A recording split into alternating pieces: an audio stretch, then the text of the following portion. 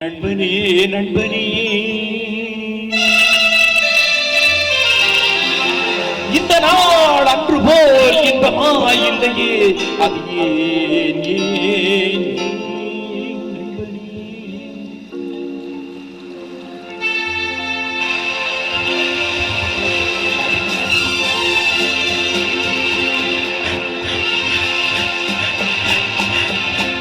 அந்த நாள் ஞாபகம் நெஞ்சிலே வந்ததே நண்பனே நண்பனே நண்பனே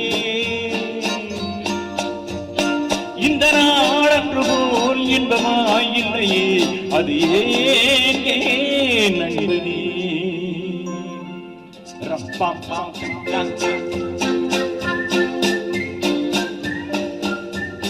பாடம்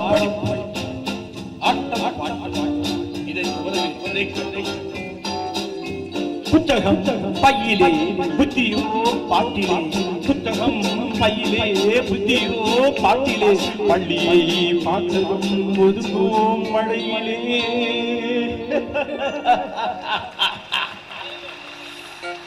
நித்தமும் நாடகம் நித்தமும் நாடகம் நினைவெல்லாம் காரணம் உயர்ந்தவன் தாழ்ந்தவன் இல்லையே நம்மிடம்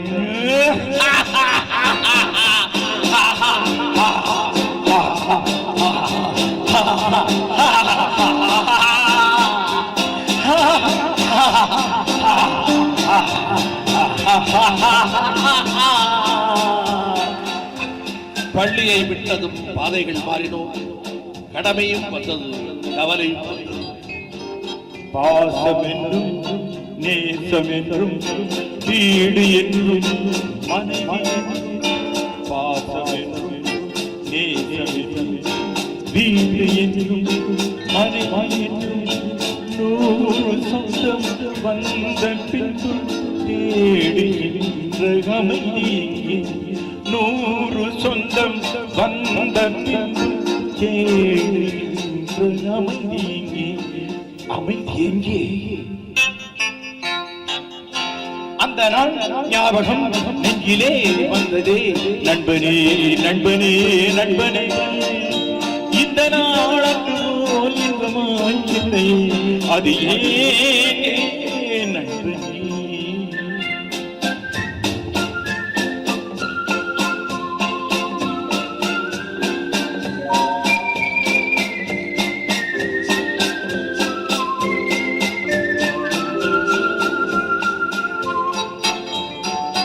அவனவன் நெஞ்சிலே ஆயிரம் ஆசைகள், அழுவதும் சிரிப்பதும் ஆசையின் விளைவுகள்.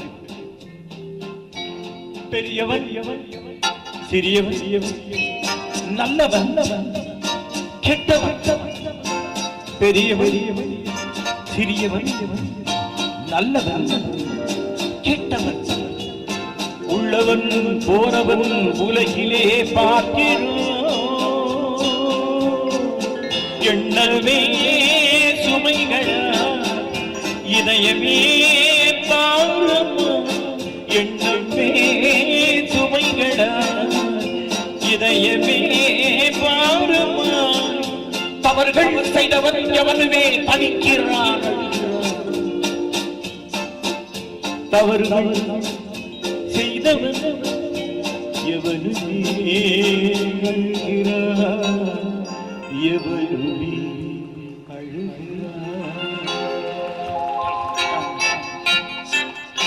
அந்த நாள் ஞாபகம் நெஞ்சிலே வந்ததே நண்பனே நண்பனே நண்பனே இந்த நாள் அன்று போல் இன்பமாய் இல்லையே அது ஏன்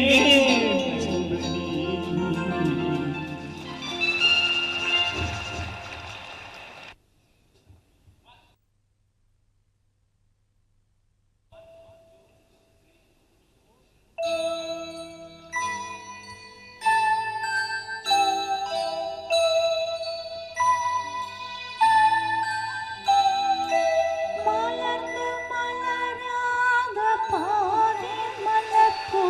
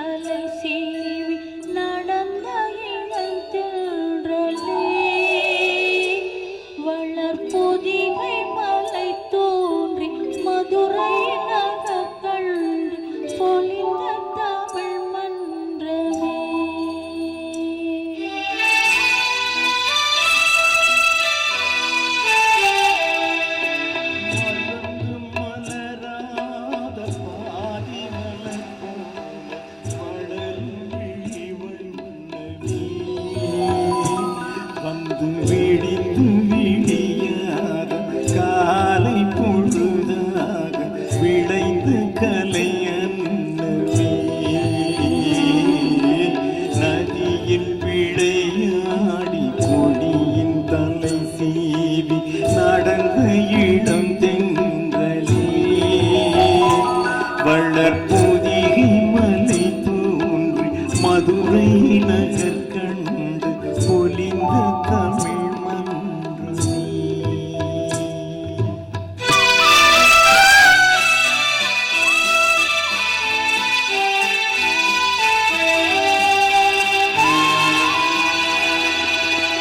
யானை படை கொண்டு தேனை பலதில் காணப் பிறந்தாயடா, புலி காணப் பிறந்தாயடா. அத்தை மகளை மனம் கொண்டு இளமை வழி கண்டு வாழப் பிறந்தாயடா,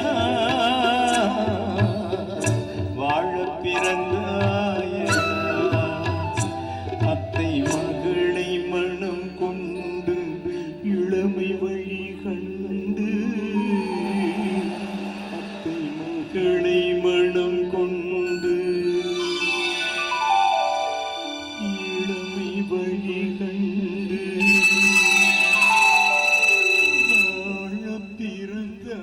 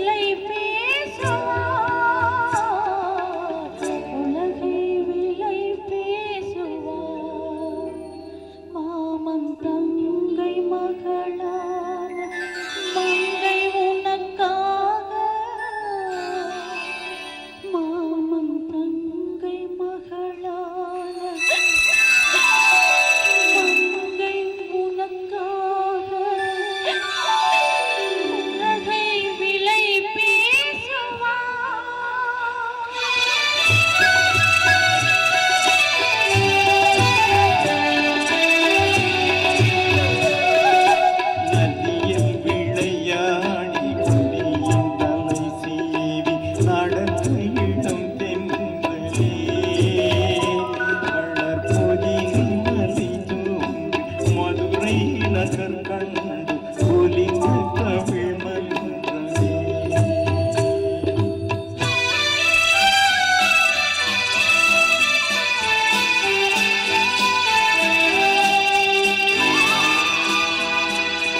சிறையில் என்னை மூடி அருமை மகள் போல வளர்த்த கதை சொல்லவா, கனவில் நினையாத காலம் இடை வந்து பிரித்த கதை சொல்லவா, பிரித்த கதை சொல்லவா.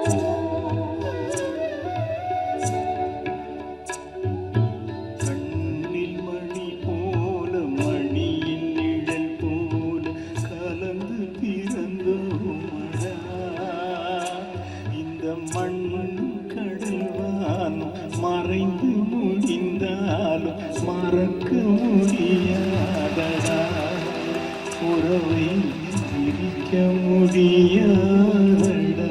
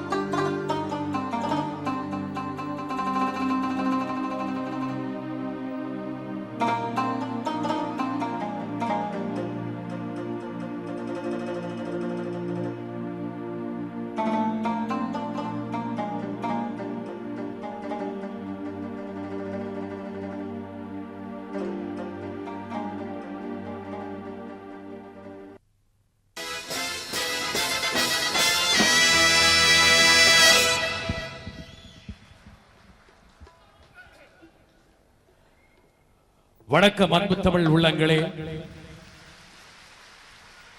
கலாபிமானிகளே, நமது யுகத்தில் வாழ்ந்த ஒரு மாபெரும் கலைஞன், பொன்னுடல் நீத்து புகழ் உடல் எய்திய நிலையிலே அந்த மாபெரும் கலைஞனுக்கு புகழாஞ்சலி செலுத்த நாம் கூடியிருக்கின்றோம். அந்த மாபெரும் கலைஞன் உலகெங்கிலும் தமிழர்கள் எந்த மூலையில் வாழ்ந்தாலும் அவர்களை நெஞ்சு நிமிர்த்தி பெருமைப்பட வைத்த அந்த ஒப்பற்ற கலைஞருக்கு நமது இதயத்தால் இசை கலந்து அஞ்சலி செலுத்தத்தான் இங்கே நாம் கூடியிருக்கிறோம். அத்துடன் இந்த விழாவை சிறப்பிக்க வந்திருக்கும் புகழ் அஞ்சலி செலுத்த வந்திருக்கும் அனைவரையும் அன்பு கரம் கூப்பி இந்த விழா ஏற்பாட்டாளர்கள் சார்பில் வரவேற்கின்றேன். கலைஞர் கமல்ஹாசன் ஒரு அழகான கருத்தை சொல்லி இருக்கின்றார். கிறிஸ்துவுக்கு முன் கிறிஸ்துவுக்கு பின் என்று வரலாறு எழுதப்படுவது போல் சிவாஜிக்கு முன் சிவாஜிக்கு பின் என்றுதான் இனி வரலாறு எழுதப்படும்.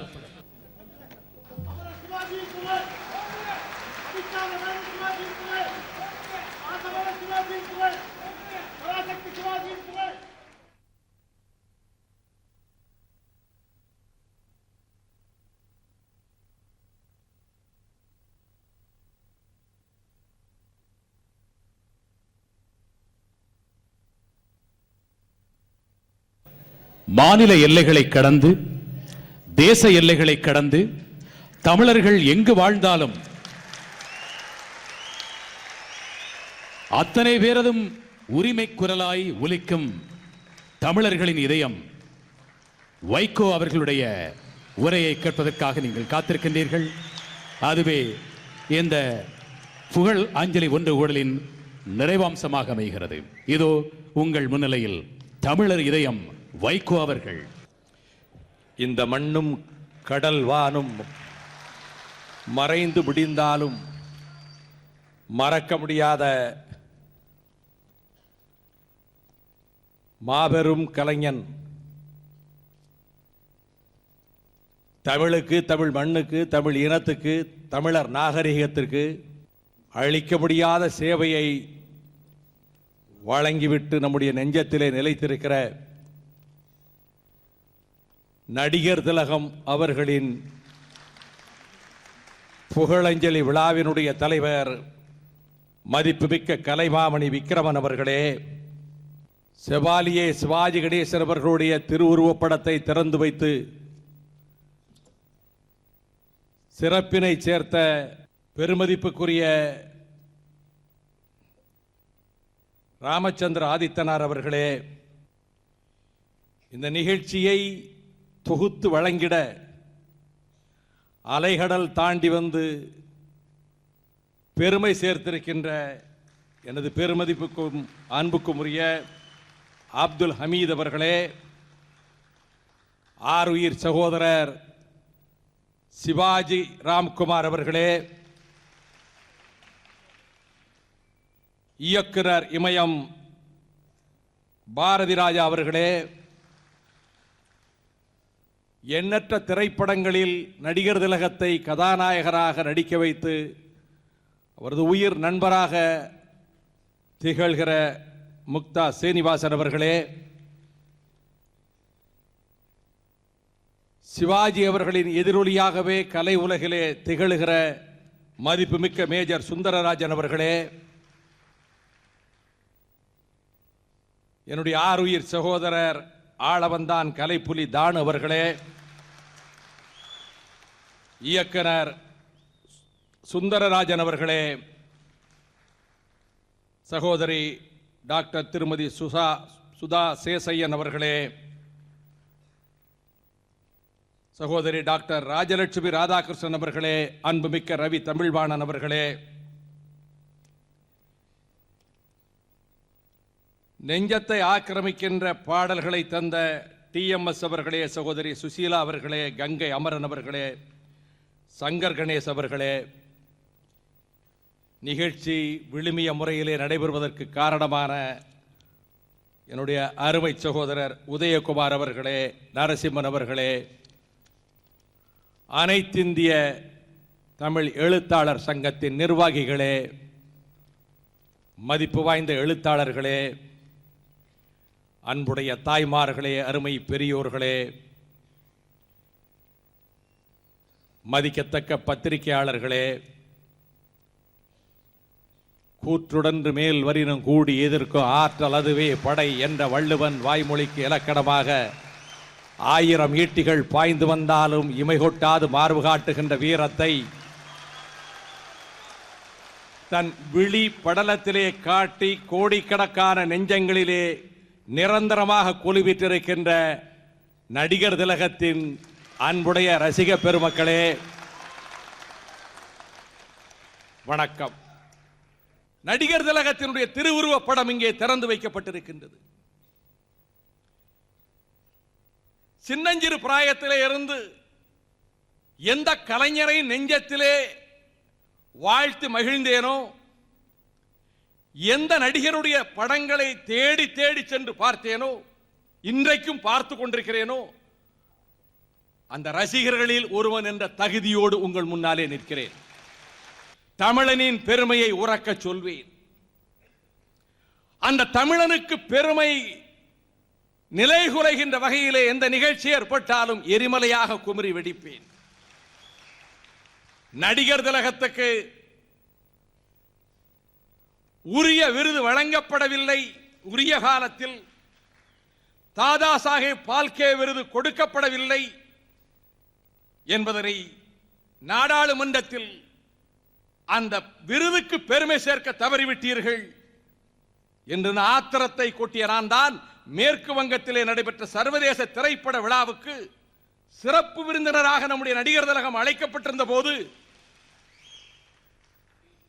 அந்த பட்டியலில் அவரது பெயரை நீக்கிய கொடுமையை எதிர்த்து குமுறிய நெஞ்சங்களில் நான் ஒருவன். கடுமையான முறையிலே அதை சாடி நாடாளுமன்றத்திலும் சொல்லியிருக்கிறேன். பாவங்களை வெளிப்படுத்துதல், உணர்ச்சிகளை பாவங்களின் மூலமாக, மெய்ப்பாடுகள் மூலமாக வெளிப்படுத்துதல் உலகத்திலே இருக்கக்கூடிய தொன்மையான கலைகள் அனைத்தும் தமிழனுக்கு சொந்தம். அது எந்த கலையாக இருக்கட்டும், அது நடன கலையாக இருக்கட்டும், இசை கலையாக இருக்கட்டும், கடலில் மரக்கலம் செலுத்துகிற கலையாக இருக்கட்டும், கட்டடம் எழுப்புகிற கலையாக இருக்கட்டும், மனிதன் இப்படித்தான் வாழ வேண்டும் என்று வாழ்க்கை கலையாக இருக்கட்டும். ஆகவேதான் அதற்கு அனைத்துக்குமே மூலமாக இருக்கக்கூடிய தொல்காப்பியன் வழங்கிய தொல்காப்பியத்தில் மெய்ப்பாடுகளை எப்படி காட்டுவதென்று 8 விதமான உணர்ச்சிகளை காட்டக்கூடிய மெய்ப்பாடுகளை சூத்திரமாக தொல்காப்பியர் எழுதியிருக்கிறார்.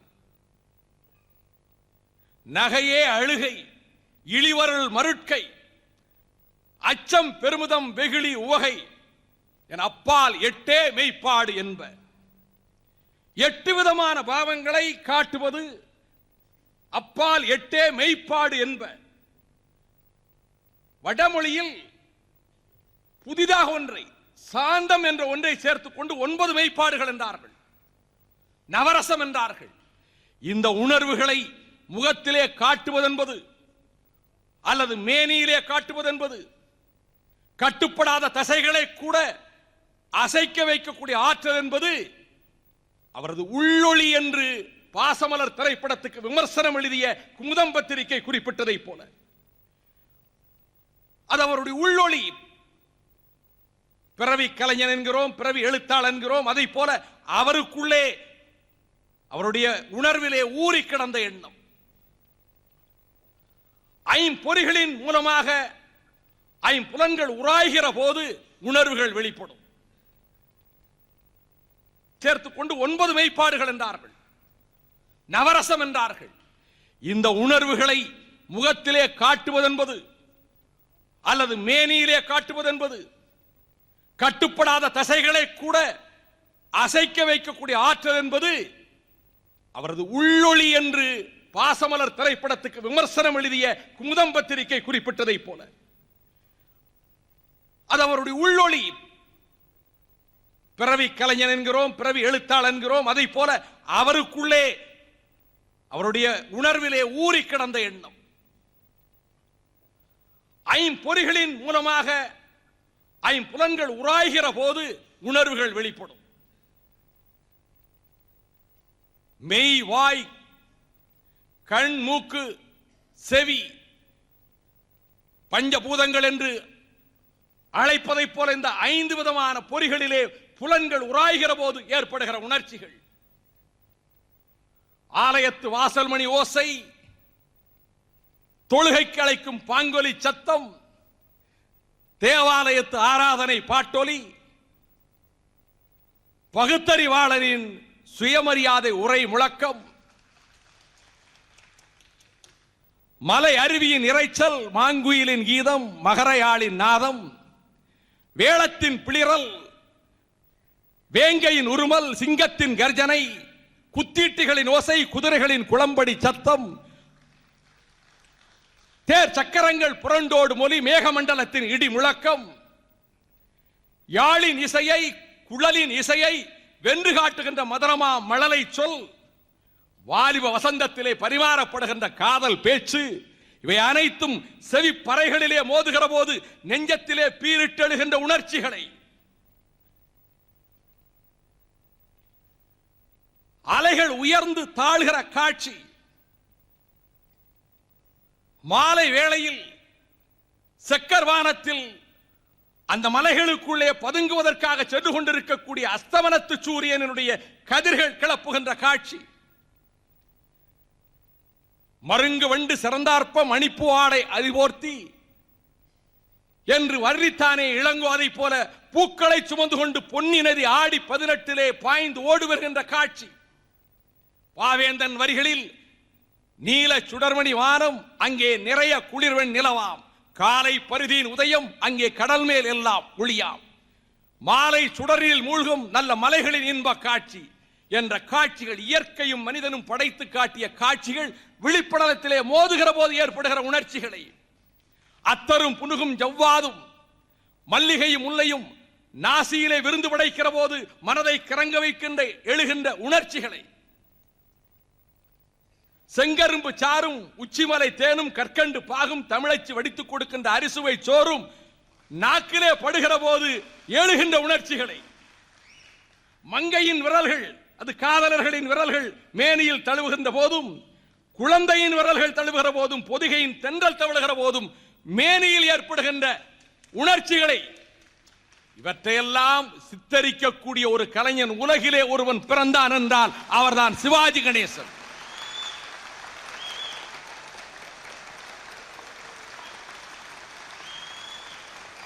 மிகைப்படுத்தி சொல்லவில்லை.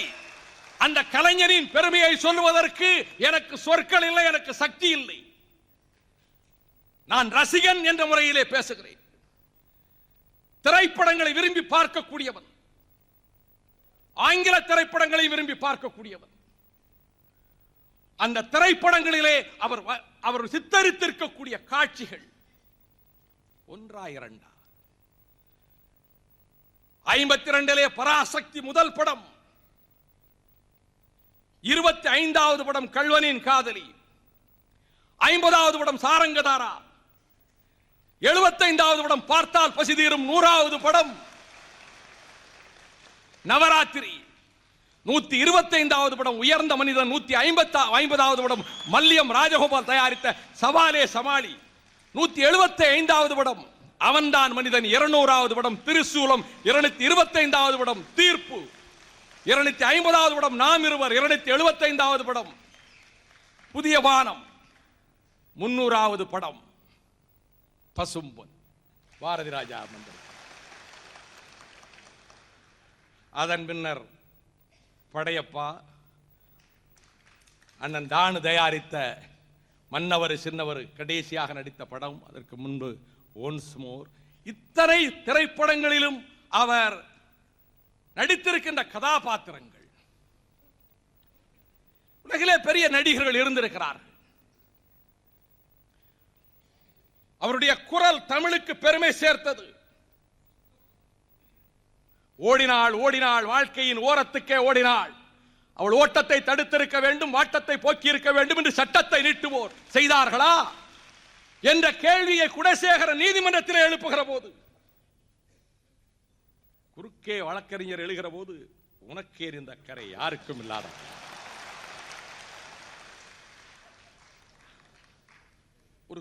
தொடக்க படத்தில், முதல் படத்தில் அவருடைய அற்புதமான ஆற்றல் அனைத்தும் கன்னித்தமிழ் சாறை எழுதுகோலிலே வடித்து தந்த கலைஞருடைய வசனங்களை அற்புதமாக தந்தார். புருஷோத்தமரே நீர் போரிலே புலி, வாடறுத்தால் வையங்கலங்கும், அவராய்ப்படி அஞ்சுவது புரட்டுக்காரியின் உருட்டு வெளியிலே உலகத்தை காண்பவரே, மானம் ஒன்றே நல்வாழ்வன கொண்டு வாழ்ந்த மரவேந்தர் பரம்பரையிலே மாசாக வந்தவரே, மயிலுக்கும் மந்திக்கும் வித்தியாசம் தெரியாத மதிவாணரே. இப்படி அடுக்கிக் கொண்டே போகிறான் மனோகரன். சங்கிலியால் கட்டப்பட்டிருக்கின்றான். கண்ணாம்பா ஆத்திரத்தோடு மகனே பொறுத்தது போதும் பொங்கியல் என்று சொல்கிறார். இந்த காட்சிகளை இதற்கு உயிரோட்டம் கொடுத்து தமிழ் சொல் ஏற்ற இறக்கத்திலே கேட்கிறவருடைய நெஞ்சத்தை ஆக்கிரமித்து அந்த குரல் சிவாஜிக்கே உரிய குரல், கணேசனுக்கே உரிய குரல். அவர் நாடக உலகத்துக்கு வந்தார். சிவாஜி கண்ட இந்து ராஜ்யம் நடிக்கிறார். தந்தை பெரியார் அந்த நாடகத்தை பார்த்துவிட்டு தொண்டு செய்து பழுத்த பழம் கொடுத்த பட்டம் தான் என்றைக்கு நிலைத்தது சிவாஜி கணேசன். அதே சிவாஜி பாத்திரத்தில் ராமன் எத்தனை ராமடி என்கிற படத்தில் மிக அற்புதமான காவியம் அந்த படம். முயற்சியாலே முன்னேறி திரையுலகத்துக்குள்ளே நுழைந்து விரும்பிய காதலியை கைப்பற்ற வேண்டும் என்று வந்து அங்கே சிவாஜியின் பாத்திரத்திலே வருகிறார். சிவாஜி அவர்கள் திரைப்படத்திலே சிவாஜி தோற்றத்திலே அழகான தோற்றம், நல்ல மெலிந்த தோற்றம். அவர் உடலை வரித்துக் கொண்டு மெலிந்து விட்டார். அந்த காட்சியில் ஒவ்வொன்றாக சொல்லிக்கொண்டே வருவான் சிவாஜி. இதோ புரந்தர் கோட்டை, இதோ பார் கல்யாண் கோட்டை என்று வரிசையாக வர்ணித்துக் கொண்டே வருவார். அந்த கணேசனுக்கு சிவாஜி என்ற பட்டத்தை தந்தை பெரியார் தந்தார். பேரறிஞர் அண்ணா அவர்கள் கட்டபொம்மன் நாடகத்தை பார்க்க வந்தார். அப்பொழுது சிவாஜி அவர்கள் திராவிட முன்னேற்ற கழகத்திலே இல்லை. கட்டபொம்மன் நாடகத்தை பார்த்துவிட்டு அண்ணா பாராட்டுரை சொன்னார். அரும்பாக சிவாஜி கணேசன் இருக்கும் போதே மலராகும் என்று அறிந்தவன் நான்.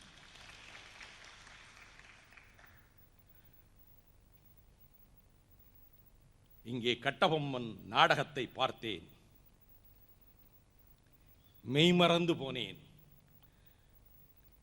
நான் கட்டபொம்மனையே நேரிலே பார்த்தேன்.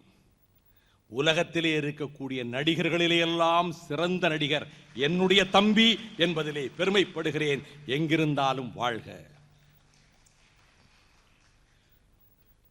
அறிஞர் பெருந்தகை அண்ணா அவர்களாலே பாராட்டப்பட்ட சிவாஜி தந்தை பெரியாரும் திரைப்படங்களை விரும்பி பார்ப்பதில்லை, ராஜாஜியும் திரைப்படங்களை விரும்பி பார்ப்பதில்லை. விதவிதமான உணர்ச்சிகளை, வித்தியாசமான பாத்திரங்களை நடிப்பது என்பது அவ்வளவு எளிதல்ல. ஒரே விதமான சாயலிலே தான் பார்க்க முடியும்.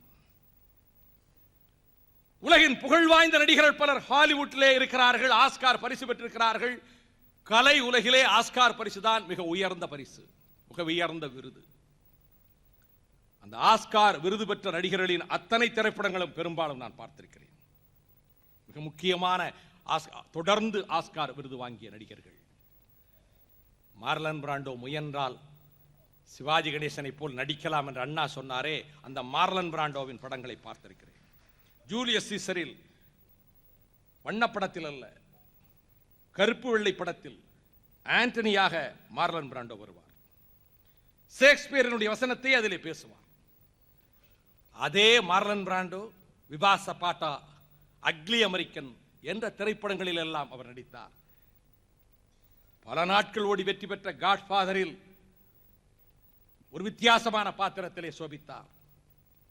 நான் எல்லா அவருடைய நடிப்பை கண்டு நான் வியந்திருக்கிறேன். ஆனால் ஒரே விதமான ஒரு தோற்றத்தையும் சாயலையும் தான் தர முடிந்ததே தவிர வேறு பாத்திரங்களில் அதை வேறுபடுத்தி காட்ட முடியவில்லை என்பது என்னுடைய கணிப்பு. 11 ஆஸ்கார் பரிசுகளை பெற்ற படம் பென்ஹர், 10 ஆஸ்கார் பரிசுகளை பெற்ற படம் 10 கமாண்ட்மெண்ட்ஸ் 10 கட்டளைகள், சிசில் பி டிவில்லியின் 10 கட்டளைகள். இந்த 2 படங்களிலும் கதாநாயகன் நடித்தவன் சார்ல்டன் ஹெஸ்டன், அற்புதமான நடிகர், ஹாலிவுட் நடிகர். அந்த அமைத்திருக்கிற காட்சியிலே இந்த ரதங்கள் ஒன்றோடொன்று நெருங்கி வருகிற போது அந்த வில்லனுடைய அச்சிலே இந்த ரதத்தினுடைய சக்கரம், பென்ஹருடைய சக்கரம் சுழல்கிறது. கீழே கிடக்கிறான், பச்சாத்தாபத்தோடு பார்க்கிறான். அந்த காட்சி, உடம்பெல்லாம் ரத்த காயத்தோடு இருக்கிற பொழுது பச்சாத்தாபத்தோடு பார்க்கிற காட்சி, தன் தங்கையும் தாயும் தொழுநோய்களாக இருக்கிற போது போய் பார்க்கிற காட்சி, இதிலெல்லாம் ரொம்ப அற்புதமாக நடித்திருக்கிறார்.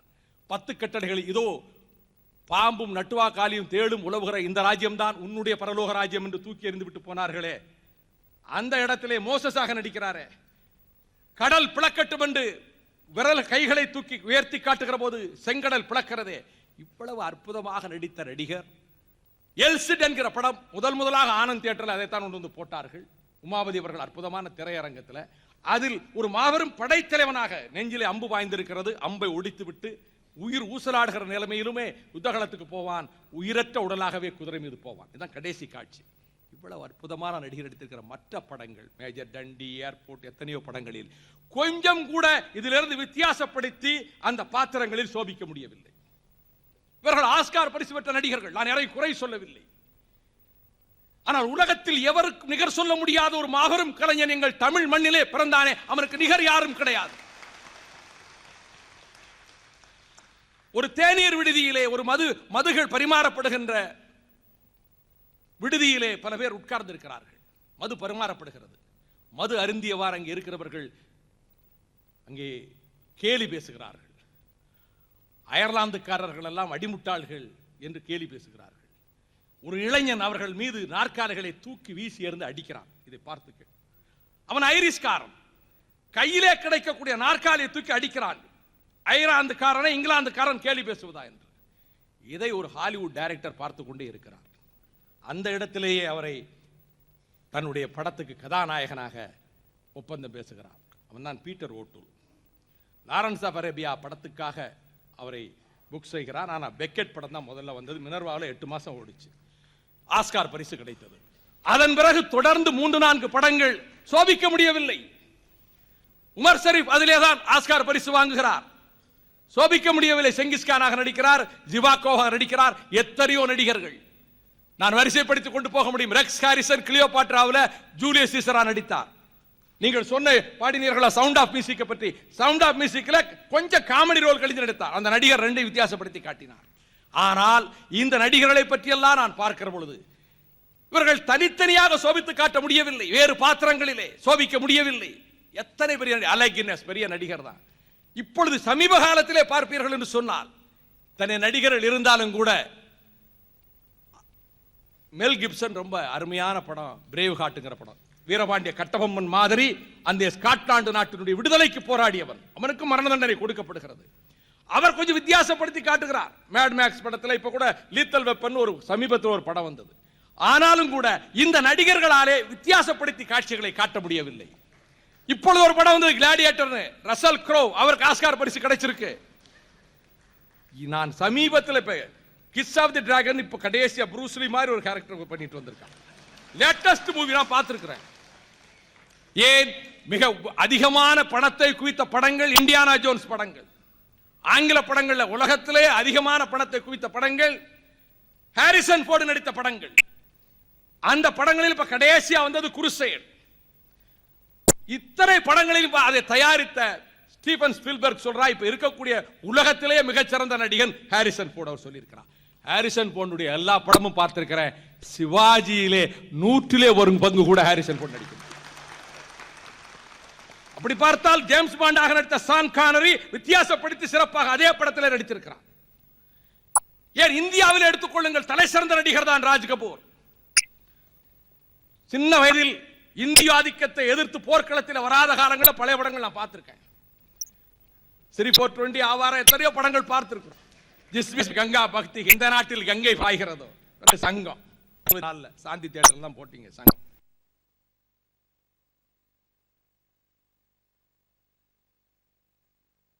அவ்வளவு அருமையான நடிகர் தான். ஆனால் ஒரு விதமான கோமாளித்தமான சேட்டைகளோடு, ஒரு விதமான ஹாஸ்யத்தோடு கொஞ்சம் சோகத்தையும் காட்ட முடிந்ததை தவிர வேறு பாத்திரம் நினைச்சு பார்க்க முடியுமா அவரால்? சிவாஜியாக, கட்டபொம்மனாக, கர்ணனாக நான் குறை சொல்வதாக கூடாது. இந்தியாவிலே இன்றைக்கு இருக்கக்கூடிய எந்த மொழி நடிகரும் சிவாஜியாக, கட்டபொம்மனாக, கர்ணனாக, பக்சிங்காக நடிக்கலாம். உச்சிகளை காட்ட முடியாது. நல்ல நடிகர் தான். காதல் காரியம் முகராஜ்யத்திலே அருள்தாஸ் அருணாக வசனம் எழுதியிருப்பார்.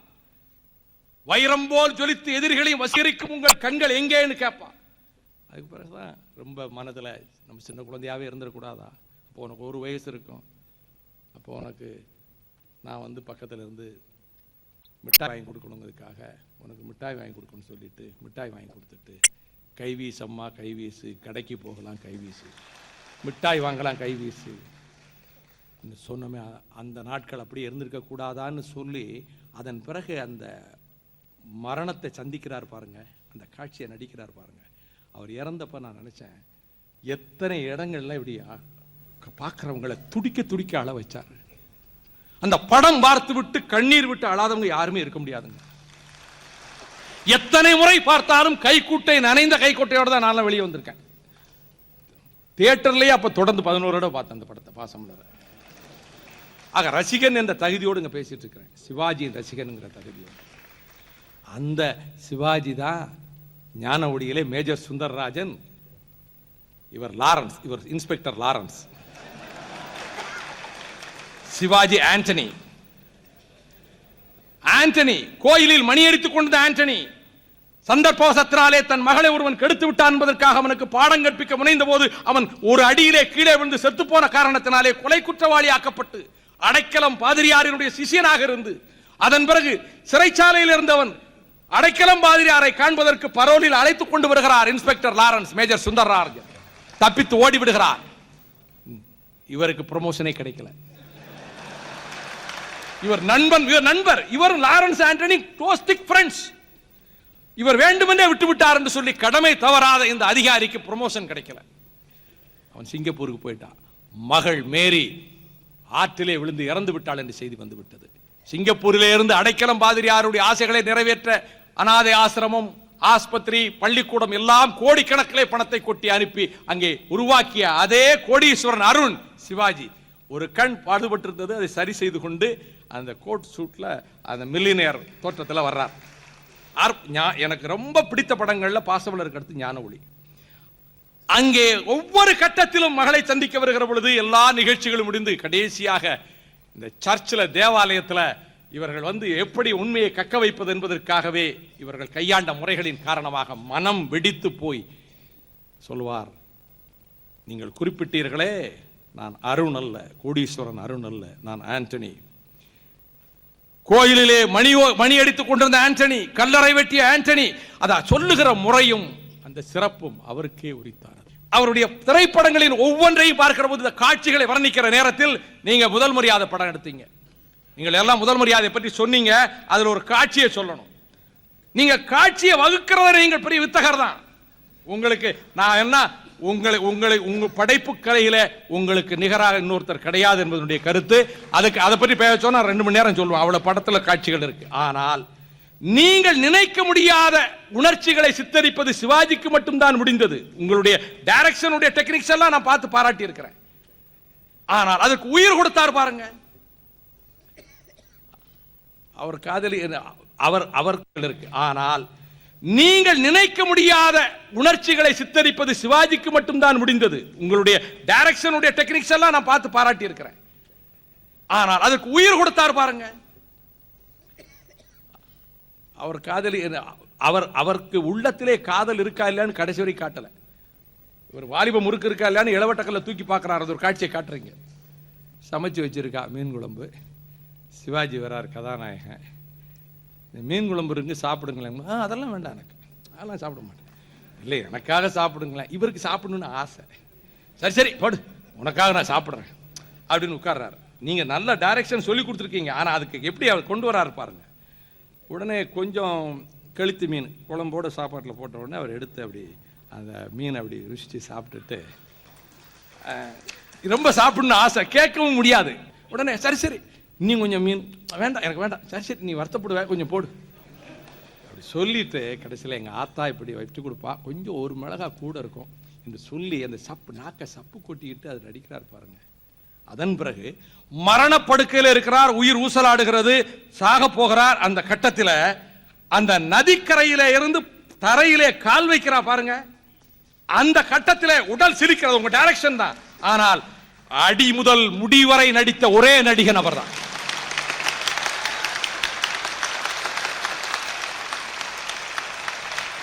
அவருடைய படங்களில் மிகச்சிறந்த படமாக தேவர் மகன் படம். இந்த தேவர் மகன் படத்துல நான் அவர்கிட்ட கேட்டேன், நடிகர் திலகத்திட்ட பேசிட்டு இருந்தேன் இல்லையா, உங்களை பாசமலர் படத்தை பற்றி கேட்டுட்டு சொன்னேன், உங்க படத்துல எதுலையாவது உங்க படத்துல நடிச்ச பாத்திரம் பிடிக்காம வீட்டில் சொல்லியிருக்காங்களா அப்படின்னு கேட்டேன். அதாவது ஒரு குடும்ப வாழ்க்கைக்கு இலக்கணமா வாழ்ந்தவர் அண்ணன் சிவாஜி. தேவர் மகன் படத்துல பஞ்சாயத்து காட்சி வருது. பஞ்சாயத்து காட்சி வரும்போது பெரிய தேவர் நீ உட்கார்ந்துருக்கீங்க, உங்க தம்பி சின்னசாமி தேவர் காக்கா ராதாகிருஷ்ணன் அவர் அங்க உட்கார்ந்துருக்கிறாரு, நாசர் அவர் மகன் அங்க உட்கார்ந்து இருக்கும்போது வாக்குவாதம் வந்துருது. வாக்குவாதம் வந்த உடனே நாசர் என்ன சொல்றாருன்னா, கொஞ்சம் எகத்தாளமாக இவர் பதிலுக்கு பதில் பேசிக்கொண்டே வந்த போது, என்ன தேவர் மயிர் மீசன் நினைப்பா மேலையும் கீழே இறக்கிறதுக்கு ஏத்துறதுக்கு அப்படின்னு சொன்ன உடனே, இவர் ஊர் மதிக்கின்ற பெரிய குடும்பத்துக்காரர், பெரிய அந்த ஊருக்கே தலைவர், வந்த கோபத்தில் அந்த நாற்காலியை இடதுகையால் எடுத்து அப்படி எறிகிறார். உடனே கூட்டம் கோபிச்சு எந்திரிச்சிருது. இவரோட வந்தவங்க கலகம் வந்துடும், கொலை விழுந்துரும். ஆகையினால அதை தடுப்பதற்காக தன்னோடு வந்தவங்களை எல்லாம் அடிச்சு விரட்டுறாரு. அந்த காட்சி ரொம்ப இயற்கையா இருக்குங்க. இது கிராமத்துல பிறந்து கிராமத்து வாழ்க்கையில வாழ்ற எனக்கு தாங்க அதை புரியும், உணர்வும். அல்லது பாரதி ராஜாவுக்கு புரியும். இந்த கிராமத்துல தகராறு வரும்போது, அதன் பிறகு அங்க வரும்போது அவன் கொலை விழணும்னே செய்யறான்டா. என்னைய இனிமே நான் வரலடா, பஞ்சாயத்துக்கு வரலடா, பஞ்சாயத்து கிடையாடா, நீங்களே வச்சுக்கோங்கடா, நீ என்னமோ ஒரு ஹோட்டல் வைக்க போறியாமே, என்னை அதை மாவாட்டுறதுக்கு போடுறா. அந்த காட்சி இவெல்லாம் சொல்லிட்டு, நீங்கள் அவருடைய திரைப்படங்களிலே நான் வர்ணித்து கொண்டே போகலாம். அவர் பாகப்பிரிவினையிலே எம் ஆர் ராதா அவர் 2 பேரும் அற்புதமாக நடிச்சிருப்பாங்க. அப்படிப்பட்ட அந்த மகா நடிகர் தன்னுடைய மரணத்தை பற்றி காட்டுகிற போது கூட கப்பலோட்டிய தமிழனில் கடைசியா கோடீஸ்வரன் செல்வச்சீமான் சிதம்பரம் பிள்ளை, வெள்ளித்தட்டிலே சாப்பிட்ட சிதம்பரம் பிள்ளை சாப்பாட்டுக்கு வழி இல்லாமல் கோயில்பட்டியில் ஜட்கா வண்டிக்கு காசு கொடுக்க வழி இல்லாமல் அவர் போட்டிருந்த கருப்பு கோட்டுக்கு ஊசி நூல் வச்சு தச்சுக்கிட்டு போயிட்டு இருந்தார். நடந்த உண்மை. அந்த பாத்திரத்தை கப்பலோட்டிய தமிழர் நடித்தார் அல்லவா. கப்பலோட்டிய தமிழில் வின்ஸ்துரையோட பேசுகிற போது கட்டபொம்மன் நினைவுக்கு வருகிறார். இந்த காட்சியிலே கடைசியாக அவர் திருக்குறளுக்கு உரை எழுதுகிறார், இலக்கியம் எழுதுகிறார், எல்லாம் எழுதிவிட்டு உயிர் அடங்க போகிற நேரம் அந்த கடைசி கட்டம், தாகத்துக்கு தண்ணீர் கொடுக்கட்டுமான்னு அவருடைய மனைவி மீனாட்சி கேட்கிறாங்க. சிதம்பரம் பிள்ளையினுடைய மனைவி வேண்டாங்கிறார். வேண்டான்னு சொல்லிட்டு அந்த பாடலை பாட சொல்றார். என்று தணியும் இந்த சுதந்திர தாகம். அப்பதான் சொல்றாரு, இந்த தாகத்தை தணித்தாலும் அந்த தாகத்தை தணிக்க முடியாது. என்று தணியும் இந்த சுதந்திர தாகம், என்று மடியும் எங்கள் அடிமையின் மோகம், என்று நீங்கும் எம்மை வருத்துகின்ற இன்னல்கள் என்று நீங்க இப்படி சொல்லிட்டு அந்த பாடலோடு ஐக்கியமாகிறார். உயிர் போயிருது. அதை கர்ணன் அந்த பாத்திரத்திலே அவ்வளவு அற்புதமாக செய்துவிட்டு, இவ்வளவும் எப்படி அவராலே உருவகப்படுத்த முடிந்தது என்றால், பானர்மேன் என்ன எழுதினார் என்று சிவாஜிக்கு தெரியாது, யாரும் சொல்லலை. ஆனால் பானர்மேன் எழுதிய அதே காட்சியை கட்டபொம்மனாக எப்படி நடிக்க முடிந்தது, யாராலும் யூகிக்க முடியாத ஒன்று. தூக்கு மரத்திலே தொங்கவிடப்பட வேண்டும் என்று உத்தரவு வருகிறது. 2 பேருக்கு வாக்குவாதம் நடக்கிறது. ராமலிங்க விலாசத்திலே ஜாக்சனை சந்தித்த வாக்குவாதம், அது ஒரு அருமையான காட்சி. அதிலேதான் வயலுக்கு வந்தாயா, நாற்று நட்டாயா, ஏற்றவரைத்தாயா, நீர்வாச்சி நடுவையில் நிறைய கண்டாயா, களைபறித்தாயா, அங்கு கஞ்சிக்கலையும் சுமைந்தாயா, அங்கு கொஞ்சி விளையாடும் எங்குல பெண்டிற்கு மஞ்சள் அழைத்து பணிபுரிந்தாயா, மாமனா அல்லது மச்சானா, யாரை கேட்கிறாய் வரி, எதற்கு கேட்கிறாய் திரை, போரடித்து நெற்குவிக்கும் மேலிநாட்டு உழவர் கூட்டம் பரங்கியர் தலைவரையும் போரடித்து நெற்கதிர்களாக உதிர்த்து விடும் ஜாக்கிரதை என்று முழக்கமிட்ட சிவாஜிதான் இங்கே நேருக்கு நேராக வாக்குவாதம் வருகிறது. அப்பொழுது வருகிற பொழுது இரும்பு தலையன் என்று பெயர் என்பார் பாரர்வேன். நொறுக்க வேண்டிய பொருள் அதனிடம் இரக்கம் காட்டி பேசியது தவறுதான். இந்த வாக்குவாதத்திலே தான் அவர் சொல்லுகிற பொழுது ரொம்ப அற்புதமாக சொல்லுவார். பேசத் தெரிந்தவன் பானர்மேன், வெறும் பேச்சல்ல, மானத்திலே பாசமுடையவன், வல்லவன், வாழ்வீச தெரிந்தவர், அதனால் தான் யாருக்கும் வாழ்பிடித்து வாழ வேண்டும் என்ற நிலையில் இல்லாதிருப்பவன். பொன்னாட்டு மக்கள் எங்கள் தென்னாட்டு மக்கள், போர் என்றால் புலிகுணம், பொங்கு வென்ப காதல் என்றால் புதுமணம், புகழுக்குரிய மானம் என்றால் உலகுக்கே ஒரே இனம் என்ற சரித்திரம் கண்டவர்கள் நாங்கள். இவனை கொண்டு போய் அந்த புளிய மரத்திலே தூக்கிலிடுங்கள். இங்கதான் அந்த காட்சி வருகிறது. பானர்மேன் இந்த காட்சியில உத்தரவு போட்டுவிட்டு தீர்ப்பு சொல்லிவிட்டு போயிட்டான். கயத்தாரில் இந்த சம்பவம் நடக்கிறது. என்ன நடந்தது என்று அவனுடைய அதிகாரிகள் அவனிடம் சொல்லுவதை ரிப்போர்ட் பண்றான் மேலதிகாரிகளுக்கு, கம்பெனிக்கு. அது இங்கிலீஷ், அதான் ஆங்கிலத்தில் எழுதியிருக்கான், அவன் டைரியில் எழுதியிருக்கிறான். அவன் ரிப்போர்ட் பண்றான். மரண தண்டனை விதிக்கப்பட்டது. ஆனால் கம்பீரமாகவும் தைரியமாகவும் கட்டபொம்மன் நின்று கொண்டிருந்தான். அதன் பிறகு அங்கே இருந்த பாளையக்காரர்கள் மீது வெறுப்பும் ஆத்திரமும் கொண்ட பார்வையை வீசிய போது அவன் விழிகளிலே நெருப்பு பறந்தது. அதன் பிறகு அவனை அழைத்துக் கொண்டு போனார்கள். உறுதியாக அந்த கால்களை அந்த பூமியிலே உறுதியாக எடுத்து வைத்துக் கொண்டு வலது பக்கமும் இடது பக்கமும் பார்த்து அலட்சியமாக பார்த்து கொண்டு அவன் அந்த தூக்கு மேடைக்கு போனான். தன் தம்பி ஊமத்துரையை பார்க்க வேண்டும் என்று ஆசைப்பட்டான். யுத்தகலத்திலே செத்திருக்க வேண்டும், கோட்டை விட்டு வெளியேறியது தான் செய்த தவறு என்று சொன்னான். இவ்வளவு பானர்மேன் எழுதி வச்சிருக்கிறான்.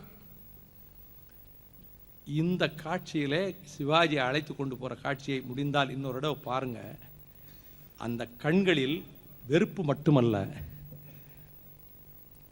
அதாவது ஸ்காட்லாந்து நாட்டுக்காக போராடி கடைசியில யுத்தகலத்திலே ஜெயிக்க வேண்டிய நேரத்தில் தன் மண்ணிலே பிறந்த ராபர்ட் புரூஸே துரோகம் பண்ணிட்டான்னு சொல்லி அதுல வில்லியம் வேலஸ் கேரக்டர்ல மெல் கிப்சன் அந்த கண்ணில் இந்த இவ்வளவு பெரிய துரோகத்தையும் தோல்வியும் சந்திக்க வேண்டியதுங்கிற போது ஏற்பட்ட உணர்ச்சி அந்த கண்ணில் பார்த்து உண்மையை அசந்து போனேன் நான். இங்கே சிவாஜி அப்படி போகும்போது ஒரு பக்கத்திலே வெறுப்பு அவர்கள் மீது, இன்னொரு பக்கத்தில் மரணத்தை பற்றிய அலட்சியம், இன்னொரு பக்கத்தில் இந்த தாயகத்துக்கு இந்த நிலைமையான்கிற கவலை, இவ்வளவு உணர்ச்சியும் அந்த கண்ணில் இருக்குங்க. திரும்ப பாருங்க. தூக்கு மரத்திலே கொண்டு போய் நிறுத்துகிறார்கள். துணித்தமருக்கு தூக்கு மேடை பஞ்சுமெத்தை விலகி போங்கள் என்று சொல்லிவிட்டு, இதுல சக்தி கிருஷ்ணசாமி எழுதின வசனத்துல சிலதை அவர் சொல்லும் போது அவரா சொல்றார். நான் அந்த வசனத்தையும் படிச்சேன். வசனம் சொல்லி இருக்கிறாங்க, ஆனால் அந்த இடத்திலே போய் நிற்கிற போது அவர் நூற்றுக்கணக்கில் அந்த நாடகத்தை நடத்தி இருக்கிறார். அந்த வசனத்தை மாற்றி இயற்கையா இவர் பேசுறார்.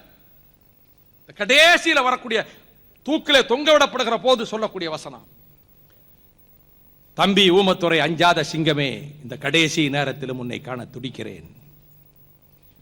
புன்னகை புரியும் தமிழ் மண்ணே, உன்னை விரித்து போவது ஒன்றேதான் எனக்கு வருத்தம்.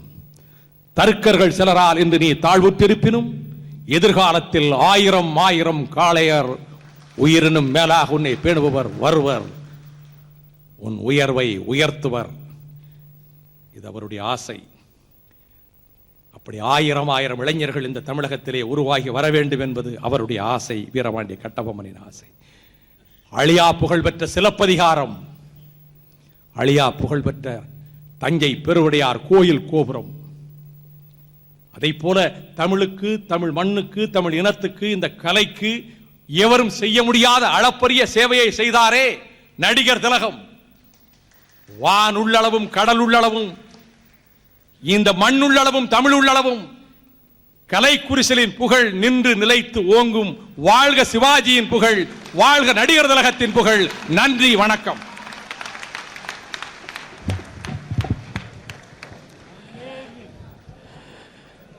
நடிப்புலக மாமேதைக்கான இந்த புகழஞ்சலி கூட்டம் ஒரு ஆச்சரியக்குறியோடு நிறைவு பெற்றிருக்கிறது. இடைவிடாத அரசியல் பணிகளிலே மூழ்கியிருக்கும் ஒரு தலைவர் தமிழ் சினிமாவை மட்டுமல்ல மேலத்தைய சினிமாவையும் கரித்து குடித்து விரல் நுனியில் வைத்திருக்கின்றாரே என்பதுதான் அந்த ஆச்சரியக்குறி. இந்த விழாவுக்கு ஒத்துழைப்பு தந்த அனைவருக்கும் எங்கள் நெஞ்சார் நன்றியை தெரிவித்து விடைபெறுகின்றோம். நன்றி, வணக்கம்.